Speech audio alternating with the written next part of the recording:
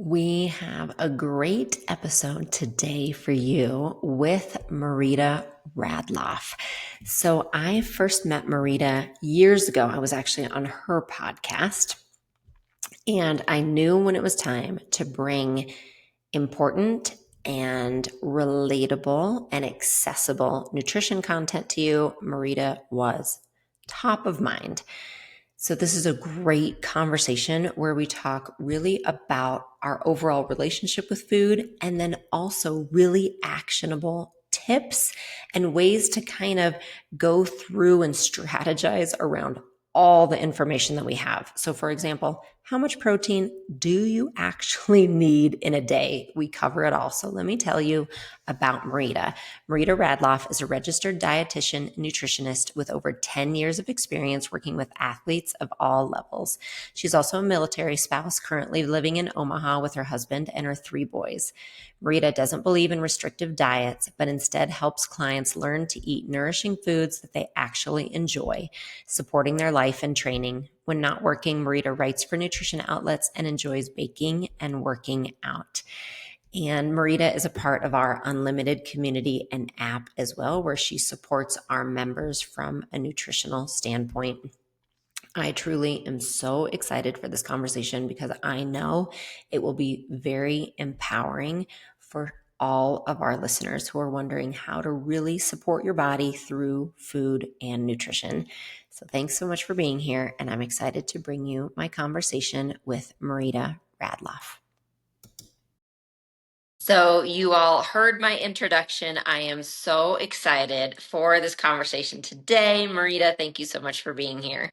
Thank you. I'm so excited. I've never been on like a podcast recording before. I'm always the host, so I'm so You are? excited to be here. My gosh, that's so exciting. I And you know. guys, we were just talking. Marita was out of town and got in at 1 a.m. Yeah. And so she is in it. Like, we are so glad to have you right now. So like I said, I kind of told everybody everything in the introduction, but tell us more, like dive into whatever you want us to know about your story, where you are in the world, everything.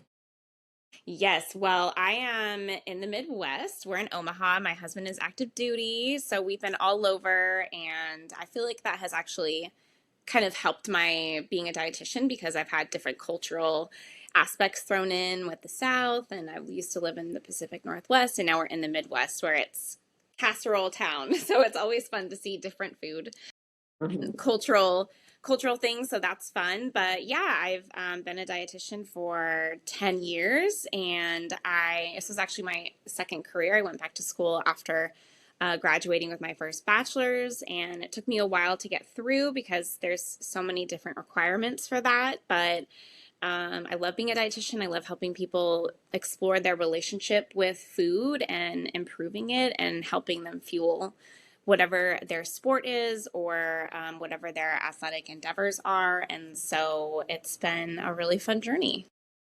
And I don't think I knew that it was kind of a second career, second path for you. What made you want to commit? Because I always think of that. I think sometimes, oh my gosh, would I go back to school now? Like, what would make me love it so much that I would actually go back to school? So I love those stories. What was it about nutrition, dietitian that made you want to commit to that?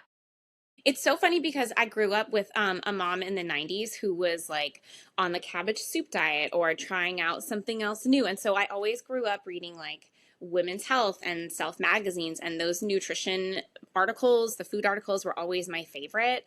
But I am horrible at chemistry. Like in high school, I barely passed chemistry. And so I thought you have to take 2 chemistry courses in order to become a dietitian. And I thought, oh no, I'm never going to be able to do that, to pass that, even though I was very good at biology and all the other sciences. And so I just did not allow myself to even consider that.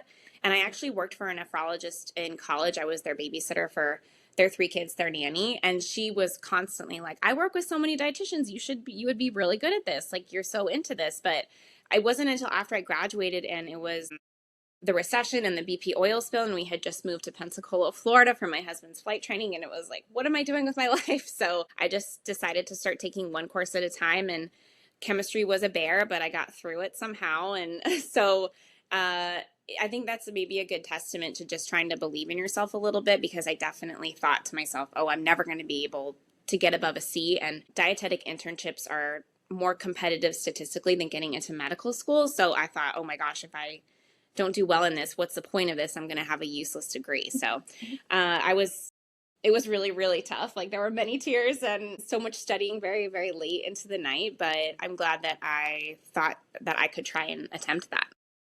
That is amazing. That's such a great story. And yeah, such a good lesson for, I mean, all of us, like on what you can do if you are interested, if you follow your curiosity. I love that. We could probably do a whole episode just about that. But when it comes to nutrition, so tell us, I think we think so much just about food, right? Especially like you said, growing up in that, if you had a mom who was really into dieting, that whole culture in the 80s and in the 90s, like it's very much about food only, calories in, calories out. But tell us kind of the entire thought process around like nutrition as a whole. When we truly think about giving our bodies nutrition, kind of talk through, is it only food? Does it have to do with nervous system, stress? Like, how do you look at that entire system?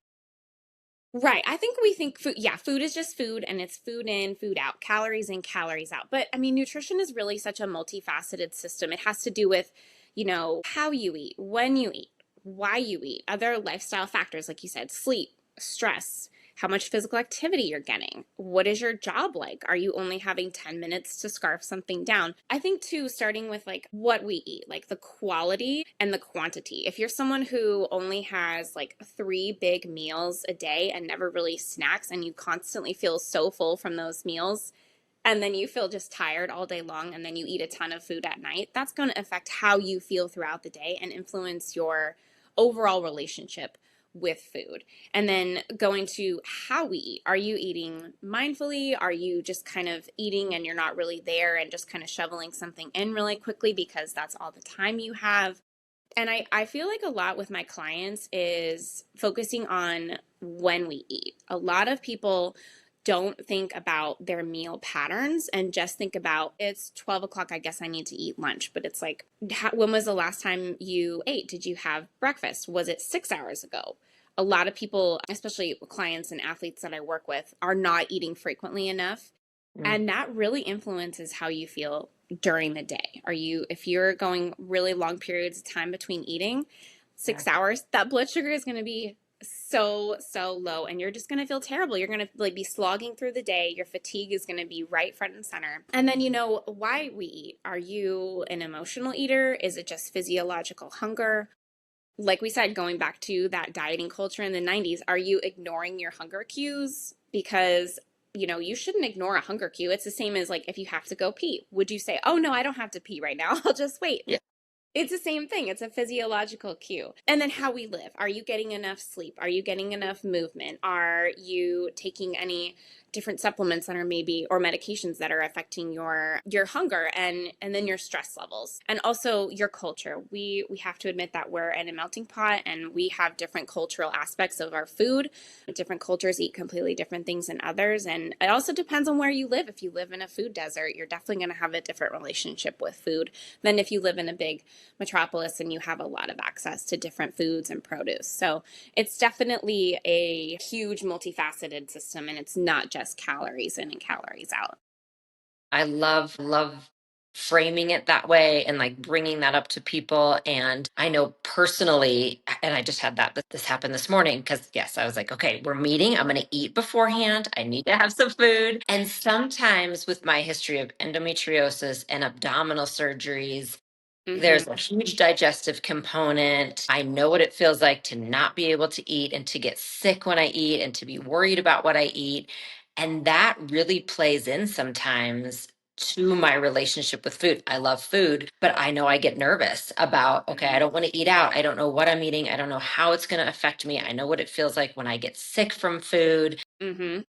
So sometimes it's truly making myself do it. I mean, this morning I can't say it tasted great. I knew I would feel better afterwards, but there is sometimes a component of I'm doing this just to nourish myself. I'm not even doing it because I enjoy it, but I know I'm going to need it. Exactly. I feel that way too. Like sometimes in the afternoon, if I know I need a snack, or I'm gonna feel nauseous before dinner, like wow, I should have had something to eat, even if it's not something I really want, or I'm on the go with my kids, or I'm just grab a bar really quickly, and I'm like, I don't really want this, but I know I need to eat it. There's definitely moments of that, and I think as women, especially, we have this view that we should only be eating 1,200 calories a day, and that is what a 3-year-old toddler needs.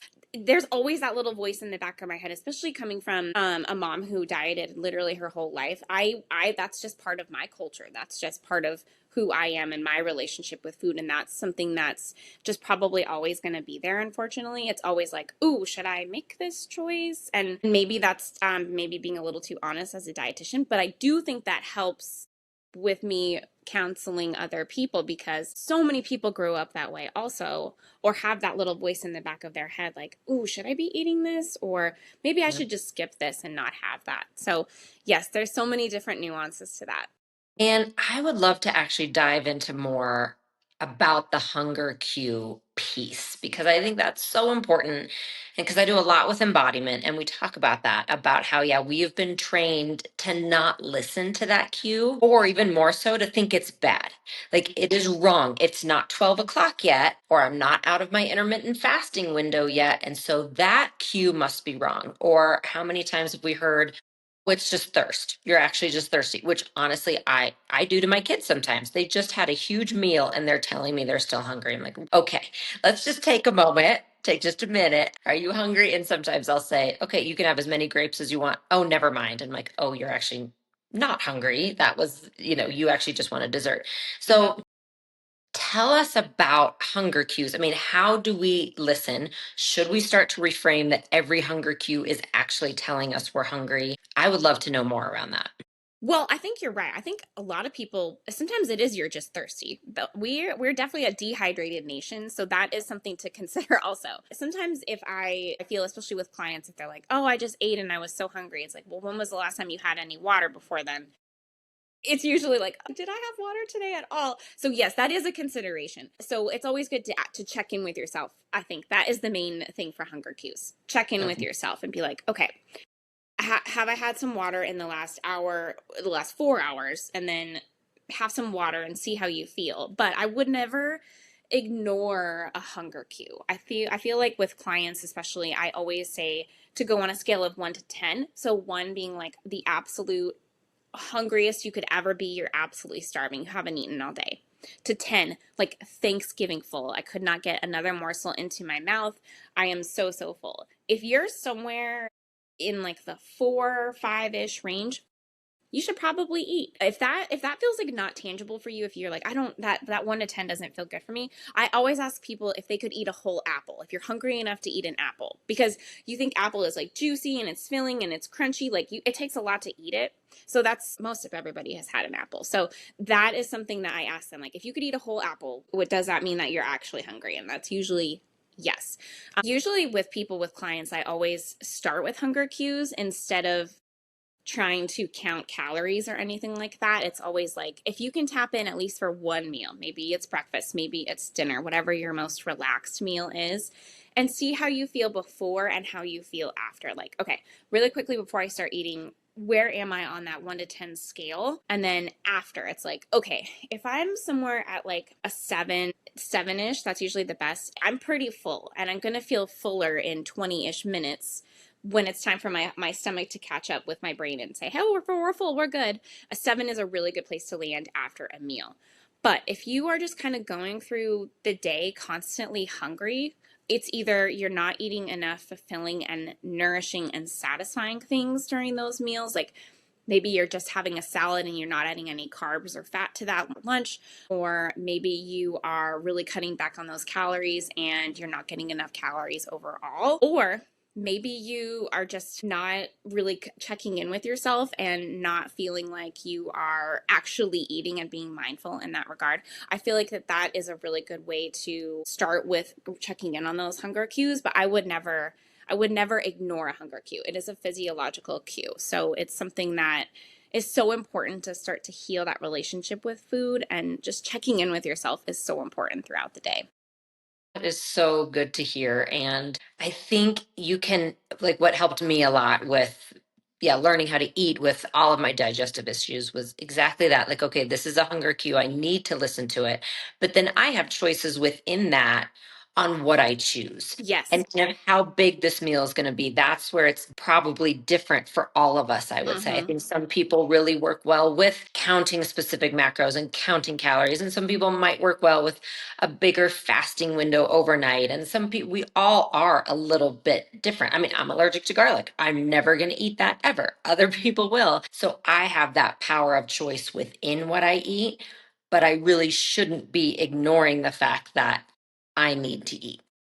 Yeah, and I think what you touched on there too, I think like counting macros versus like intuitive eating, sometimes that can be a really good tool for people to show them like, whoa, I'm really low on protein, or whoa, I'm an endurance runner and I'm not getting enough carbs to support my training, something like that. And other times that can be a really toxic tool, and it can show them that they are completely ignoring their hunger cues in order to try and fit into their caloric intake and or macros, and that's not healthy either. I think it's good to know yourself really well in order to explore that relationship with food and to heal that relationship with food if that applies to you. But it's always a good tool to just see like, I'm really off the mark here, or I'm actually doing okay. This is what's supporting me and feeling good at the moment. And that is kind of a perfect segue. Can you kind of just give us an overview? Because I'm sure there are some people listening who say, oh my gosh, I've heard this term macros. What in the world does that even mean? So, talk us through what that means. And then also, I would love, because I've heard you talk about this in the past, I think it's so helpful, how to build a plate. Like, what kind of Yeah. general, can you talk about that? Yes. Okay. So macros are your three main macronutrients. So it's protein, fat, and carbs. And there should always be a distribution of that on your plate, because I feel like a lot of people get stuck on, oh, I need to cut back on carbs and have a ton of protein, or, oh, let's do low fat because that has more calories, because fat has 9 calories per gram, whereas carbs and protein have 4. So it's a really good approach to just building your plate, which is what I like to do with my clients instead of necessarily counting macros, unless that's like a really big goal of theirs and they have like weightlifting goals, or maybe they're endurance runners and they're not getting enough carbs. But yes, I use what's called performance plates. It's just a really tangible way to hit your goals, either your macro goals or your nourishment goals, your food goals. This is something that is not a diet per se, because diets are so tricky and such a slippery slope into disordered eating. This is something you can use forever. So, what I like to do is think about having a client set up their plate for breakfast, lunch, and dinner. And when you are creating your plate, you want to think about half of that plate being some sort of color. So, some sort of produce, vegetables, or a fruit.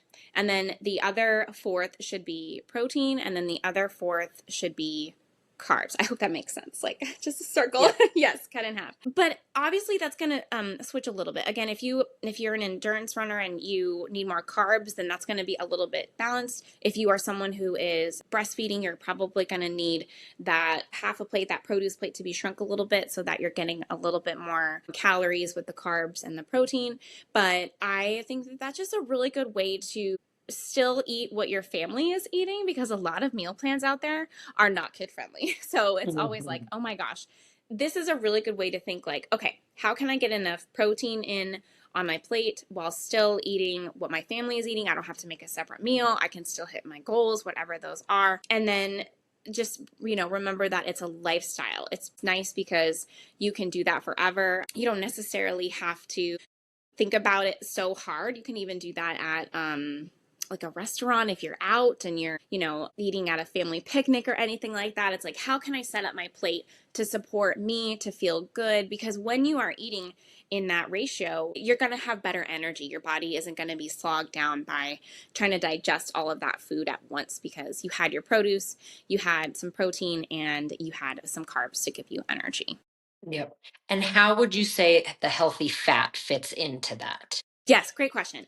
So I like to just think about fats like you almost always have a fat on a vegetable, right? You actually have to have some sort of fat in order to digest and absorb and actually utilize some of those nutrients, fat soluble micronutrients that are in vegetables. So vitamin A, D, E, and K all need some fat. So I don't know about you, but I broccoli without butter or olive Yes. oil. not super tasty. And you almost always have some sort of dressing on a salad. So that's kind of where that distributes. And then even if you think about cooking, right, with using, like, let's say you're making chicken on the stove, or maybe you put a little bit of butter on your brown rice, that kind of a thing. It kind of just distributes throughout the whole plate.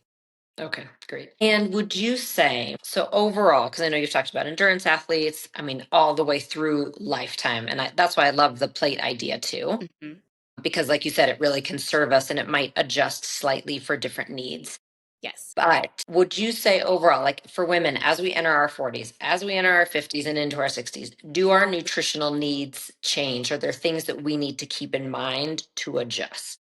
That's such a good question. And I feel like it's such a hot topic right now, which is great. Like, we have no research on this, and we've kind of been the neglected population, right? Yes, our needs definitely change as we enter perimenopause and menopause, because estrogen is one of the main regulators of metabolism in the female body. And that decline in estrogen during perimenopause, and then more significantly in menopause, can cause the body to become significantly less effective at burning energy. When estrogen and also testosterone is in play there too. When those decline, we see a massive drop in muscle loss. We lose about 5 to 10% of our muscle, of our lean muscle, every 10 years. And unfortunately, this can lead to slower metabolism, decreased bone strength, weight gain, a redistribution of fat. So most women will see more fat in their middle section, which maybe they hadn't had before. Insulin resistance, which can lead to diabetes and heart issues. And then also a big decline in strength. So our basal metabolic rate goes down, which is how many calories we require per day to just sustain our body. And then that fat accumulation increases. So that changes our body composition. We might feel like a completely different person than we did 10 years before, even though we are eating the same, moving the same, doing the same things. So things have to kind of adjust with that. For people who are in that menopause area, sometimes perimenopause too, if it hits you pretty hard, I would say that if you can try to maintain your weight and focus on gaining muscle and or maintaining that muscle, instead of constantly being in weight loss mode. We as women tend to be like, oh, I just need to lose that 5 to 10 pounds. I just need to get that off and then I'll feel great. Switching that mindset is just a key in order to think like, I need to preserve my muscle so that I can be able to be mobile at 90, so that I still have some muscle. I don't have to rely on somebody else. I can get up and down out of this chair. I can go for a walk. It's just better than that yo-yo dieting mentality, and it helps keep our muscles intact. I think that's so important. And with that, the key really is protein. There is a reason why protein is so hot right now, because that protein is what's going to preserve that muscle and make sure that it's still being built instead of constantly being taken down with that decrease in estrogen. Okay. So then tell us, how much protein do we actually need a day? Okay, so I would say for women who are over 40, I would aim for at least 80 to 100 grams of protein per day. I think it's super important to, if you are somewhere in that like 30 to 50 age range plus, you can also do this calculation of zero point 0.7 to 1.0 grams per pound per day. Sometimes that 1 gram per pound is a lot. Like, that can be a stretch. That's maybe if you are someone who strength trains regularly, like 3 to 5 times a week. You're really focusing on putting on muscle. And that can be hard to get to. Like, I've tried to get to that recently in the last couple of weeks, and I'm like, oh my gosh, this is so much Yeah. protein. It feels like a full-time job It does. sometimes. It totally does.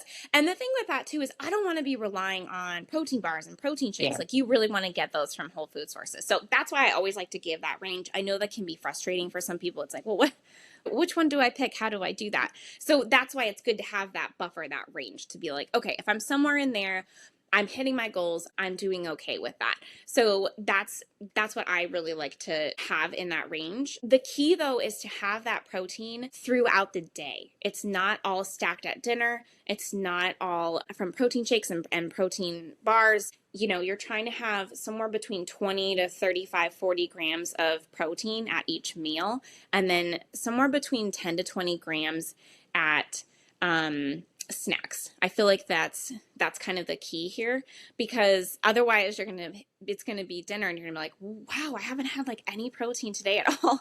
Well, let me just shove it all on my plate, and that's not gonna feel great either on your digestive system. Yep. And because this is just a personal question, I know I've asked you this before, Yeah. but for those of us with younger kids, because I know you have younger kids, my kids are 12 and 7. My daughter is a vegetarian, but she's very, very active, always in sports. I'm always thinking about how do I get more protein into my kiddos and how much do they need? Do you have thoughts on how much kids need compared to adults? Yes, we as adults definitely need more. Kids are much better at being intuitive eaters and how much they need, but sometimes they do need a little help. Like it's always like, hey, let's, like my son, for instance, just had chips for dinner last night instead of eating his pita that had chicken in it and cheese. It's like, okay, bud, you're going to be hungry in an hour. I'm going to save this for you for later, but you probably won't eat it anyway. Kids are much better at knowing their needs, but sometimes they do need a little bit of help. So I would say if you can always offer protein, that's always helpful. I wouldn't push it and be like, oh, you need to be having, your palm size every single time. That can set up some disordered eating patterns, but it's always like, make sure it's available, make sure you serve it. For instance, my 7-year-old will come home from school and he is starving from the day and he's like, could eat the world. And I'm always like, buddy, you got to pick something that has protein or a healthy fat in it. And obviously it's a little bit helpful because I'm a dietitian, so he knows that a little bit better, but he could eat like 4 mini bagels and be so happy. And it's like, hey bud, you're going to be hungry in an hour again, and then it's almost time for dinner, so that's going to be a tight squeeze there. Let's pick a beef jerky. Can you have a piece of cheese? Would you like half of a hard-boiled egg with that? So I try to combine the two so that it's a little bit more palatable. But yes, you definitely want to just be offering that on there. It's up to them to determine how much they're eating. That's the division of responsibility with kids, but it's good that they get into that pattern so that when they're adults, they're not like, I just want to have a plate of pasta every night for dinner, and they find themselves to not feeling that great and they don't have healthy patterns and a healthy relationship with food. So offering it sets them up to include that in adulthood. Okay. And because that pattern I think is so important because probably so many of us, me included, and like you've mentioned, I didn't grow up with great examples necessarily. And some really good examples that I took. Like we always had home cooked meals, we always had a family dinner, so important.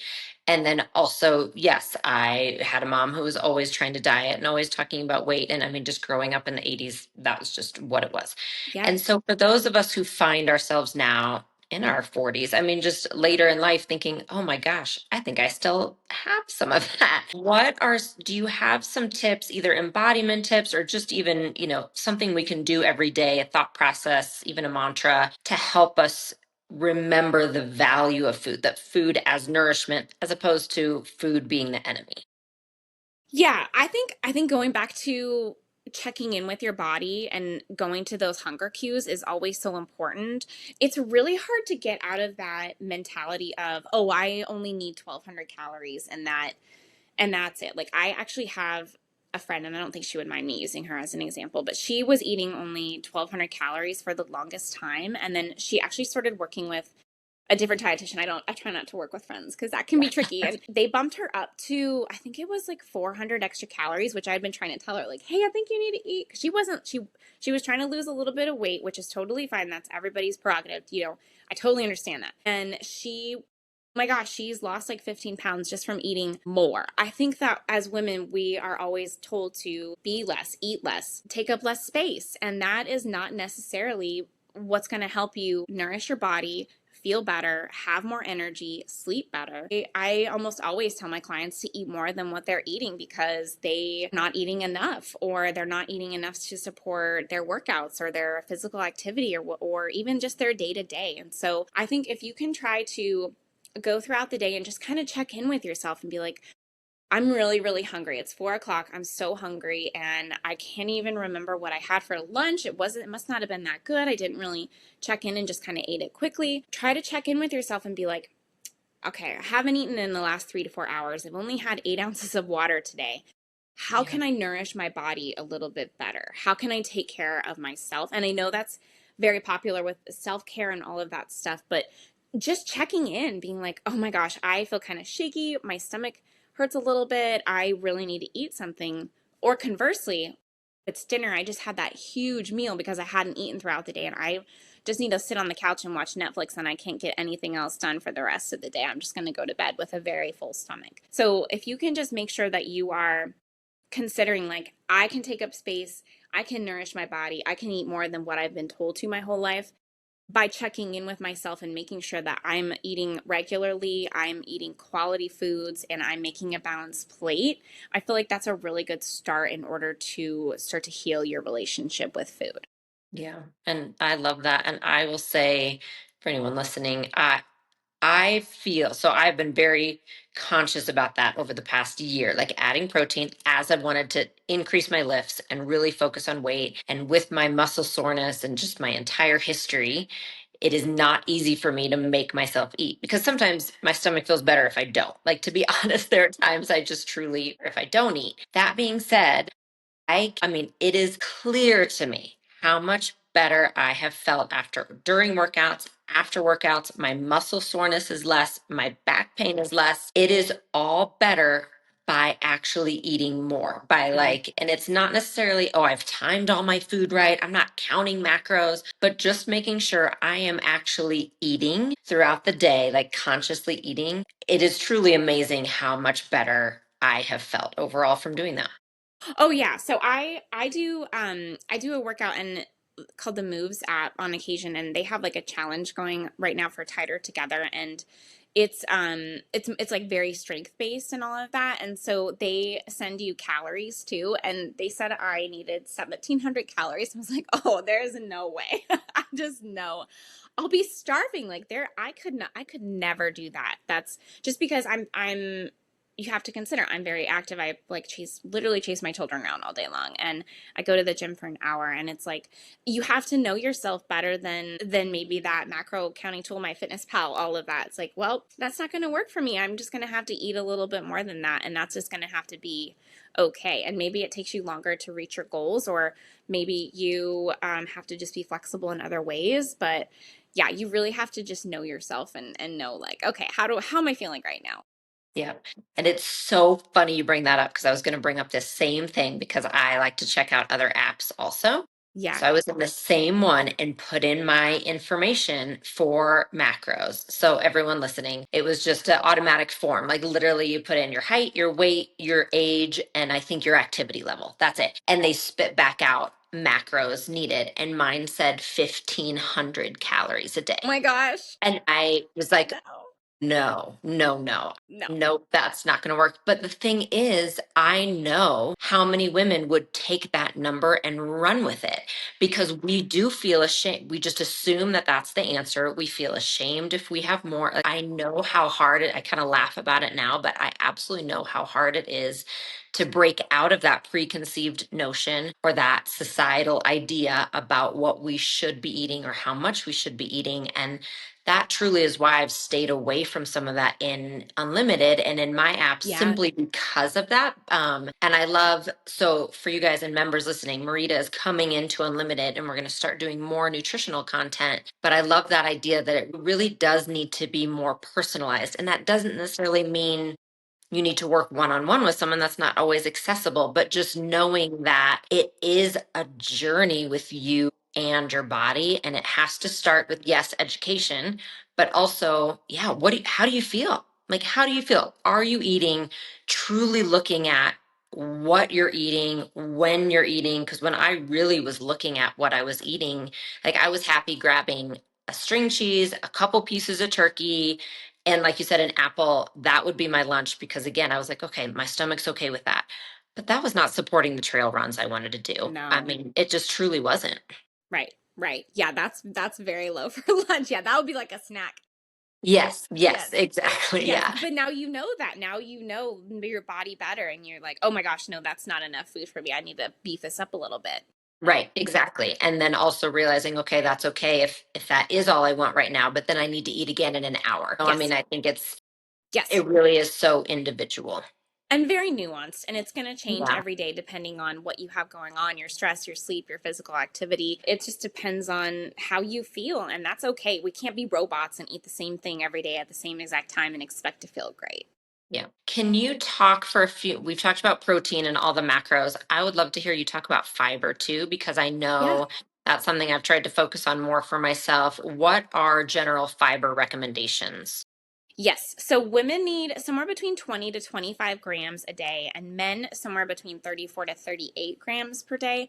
And that can be really tricky to get to. A lot of people think, oh, there's fiber in everything, but that's actually not the case. There is a lot of fiber in fruit and vegetables. So raspberries tend to have the most, avocado is very high. Things like Brussels sprouts and broccoli have fiber, but actually it's whole grains, Mm, carbohydrates, where the most of our fiber is at. So it's whole wheat bread, brown rice, whole wheat pitas, things like that. Those tortillas, those have the most fiber. So, okay. and that is, of course, the one thing that we're taught to have less of, get rid of, like less carbs, less on our plate, all of those things. But fiber is so important for our digestive system, for our gut health, for our immune system, for our heart health. It is not over exaggerated, the benefits of fiber. So I would highly recommend trying to include more whole grains in your diet. I really love those. I hate this word, the carb control, but they have, oh my gosh, those tortillas have 17 grams of fiber for the small ones. I love them. I try to have one like once a day because that's I'm almost there. That's like almost the Yeah. whole day's thing. I'm like, woo, I got that out of the way. That's awesome. I feel high five to myself. So I would just start to look at some labels and find some things that you really like. Like most people, I love Dave's Killer Bread because they have a ton of fiber. Sometimes the Ezekiel ones, like if you're gluten free, they have really good fiber amounts too in the freezer aisle. Even like waffles, that's like a protein waffle usually has at least 3 grams of fiber in there. So those little things add up. I know you might be thinking like, ooh, 3 grams, that's not that much, but over the course of the day, that will add up. And then making sure that you're getting half your plate of produce, you should be able to hit your fiber targets. I don't love fiber supplements. Like psyllium can be really hard on your digestive tract if you're not used to taking that. If you're someone who has really high cholesterol or triglycerides, or you're really trying to focus on your heart health, that might be something to explore if you're really struggling with getting enough fiber. But you have to start very slowly and drink a ton of water. And conversely, like those fiber gummies are really not my favorite. It's only if you are really struggling with hitting that goal of, somewhere in that 20 to 40 range. So they're not my favorite. They're okay maybe once, but the quality ones really only have like 3 to 5 grams anyway. So it's kind of like, let's just have some raspberries instead. Like we don't need to necessarily spend our money on that. Okay. And to round it out, because I know we need to start to wrap up, and I have so many questions I could ask. But since we're talking about fiber and you kind of mentioned supplements, do you have just either general thoughts? Because again, I mean, that's a $1 billion industry talking Oh, to us women every single day about all the supplements we need to be taking. yes. Do you just have a general thought around supplements? And then are there any really specific ones that you do say, yes, that's probably what you need? No, you really don't need this. So, okay, so I will say if you are pregnant or breastfeeding or in that 2 year window of having children, definitely take a multivitamin, a quality multivitamin, because you have really depleted all those vitamins and minerals from your body, that it's leached from your bones and your body to that baby. So highly recommend taking that. I would say if you can take a probiotic, because as a culture, a whole, pretty much everywhere, we are really low on probiotics just with the way that our food system works. So I would say for everybody, a quality probiotic first thing in the morning on an empty stomach is what I always recommend. And then for women, especially as we age, we got to take care of our bones. So if you can take a quality vitamin D, especially if you live in a northern state, I always recommend vitamin D3 plus K2. I like the Thorn drops. Those are good. So one less pill to take, right? You just have to take some drops. But that's pretty much it. I would say if you're someone who's just really struggling to get good quality food in your diet, then yes, taking a quality multivitamin is a good idea. But I wouldn't even say you have to take it every day. I would say every other day is good. It's also really important to not take everything at once because then they can cancel each other out. Things don't get digested properly. That's important. And if you find that you're someone who has really heavy periods or you struggle with your cycles, then I would definitely get an iron test to see what that looks like if you're anemic, and taking a quality iron supplement as well. Okay, that is so helpful because yes, I feel like, I mean, I even feel like I should be taking 25 different things a day. I But know. then it just adds to my stress levels It around does. eating. And I really think that's a place I've tried to land is food should also nourish my nervous system. So how can I do that? Like how can I enjoy it? Eat what I need to for fuel. Yes, sometimes I just need to get it down, but also, yeah, what does my nervous system feel like while I am consuming the food I need? Yes, exactly. Checking in. Yes. Thank you so much. Okay, tell everybody where can they find you because I know they're going to want more information after this. Yes. Okay. So my website is maritaradloff.com. Very creative, I know. And then I am also on Instagram, not as often as I would like these days, but I'm Marita. I changed that. I'm Marita Rad RDN on Instagram and other socials. And then if you are looking for endurance help with that, if that's something that you're into, I have a course with another dietitian. It's called the Nail Your Nutrition course. And that's where you can find me. Yep. And I will have the links to all of that below because, yes, Marita specializes too in fueling athletes. So if you are in that realm, she's a great resource for you. And I know someday we'll have to talk more about books because you love books as much as I do because we're Yes. always Oh my sharing gosh. books. Yes. Thank you all so much for being here, Marita. Thank you for all of this information. And guys, just remember food is your friend, and you can find a way to help it support your body in all the ways you need. Exactly. Thank you, Jessica. Thank you.